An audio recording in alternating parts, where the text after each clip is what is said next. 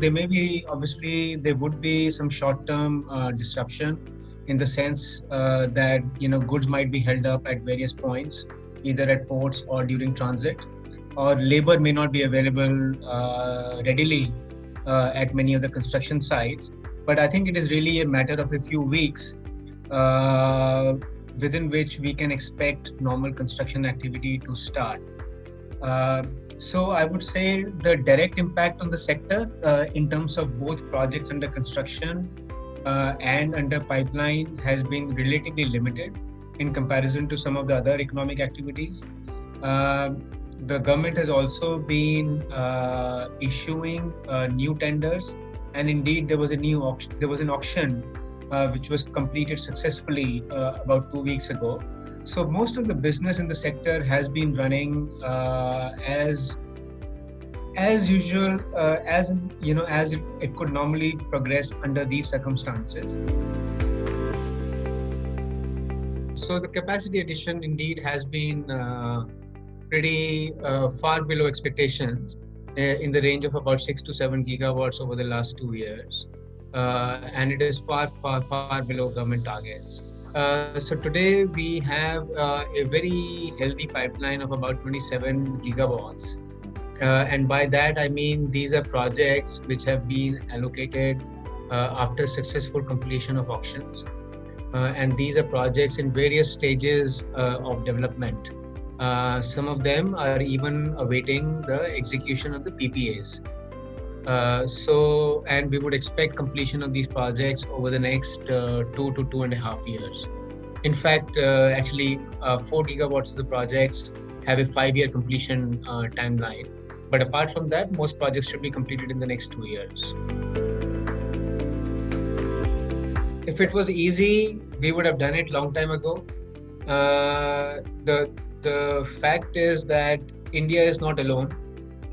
Almost the entire world is dependent on Chinese module supply for their needs, and that includes US, Japan, Europe, Latin America, etc., etc. So I agree with you. It is not going to be easy. So I think the government needs to be very careful in evaluating the pros and the cons of trying to bring the solar manufacturing supply chain in the domestic zone. It is going to require a very strong commitment, very strong ability to raise finances and to support the manufacturing sector. Because the fact is that China has established a complete stranglehold on the complete supply chain, right from purification of polysilicon to the various intermediate stages and up to the solar module supply. So you're right, it is going to be a 3 to 5 year process at the very least, and will require a lot of government support in terms of logistics, policy, red tape, provision of capital, both in terms of equity as well as debt support, together with various trade and non-trade barriers in terms of duty support, in terms of tenders and assured demand, offtake, etc. So it is going to be a pretty Herculean effort. In such an environment, rooftop solar, which is largely a discretionary item today, is not a necessity, and the consumer is not minded to spend money on rooftop solar unless you are a large company, industrial company, which is going to make huge financial gains through rooftop solar.